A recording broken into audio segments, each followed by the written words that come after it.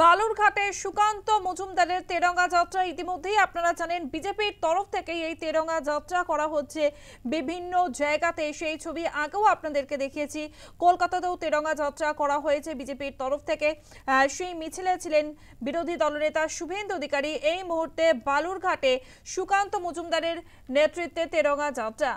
সুকান্ত মজুমদারের মুখোমুখি হয়েছিল প্রতিনিধি শঙ্কর ঘোষ।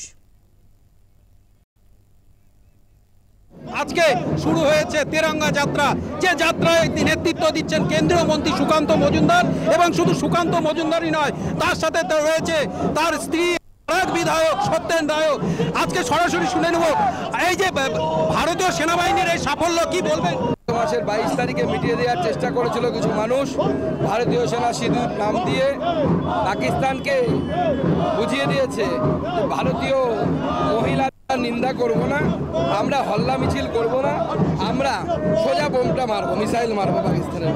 ভারতবর্ষের মধ্যে আসবেই এবং ভারতবর্ষের অধিকারে আসবে। ভারতবর্ষের মধ্যে তো আইনত এখনো আছে, পাকিস্তান জোর করে সেখানে ধরে রেখেছে।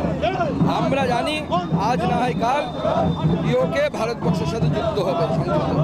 বাংলাদেশের সম্প্রতি আমদানি রপ্তানির উপর একটা নিষেধাজ্ঞা জারি হয়েছে, তাহলে কি এরপর বাংলাদেশকে? দেখুন, আমি এই মুহূর্তে বাংলাদেশ নিয়ে কোনো মন্তব্য করতে চাই না। বাংলাদেশে অনেক কিছু ঘটছে যা অনভিপ্রেত। যেরকম এরকম ঘটবে সেরকম আমরা ব্যবস্থা নেব। যদি হোমিওপ্যাথিতে হয়ে যায় তাহলে হোমিওপ্যাথিতেই হবে, যদি না হয় আয়ুর্বেদিক দেব, আর যদি সবশেষে আয়ুর্বেদিকেও না হয় তখন অ্যান্টিবায়োটিক দিতে হবে।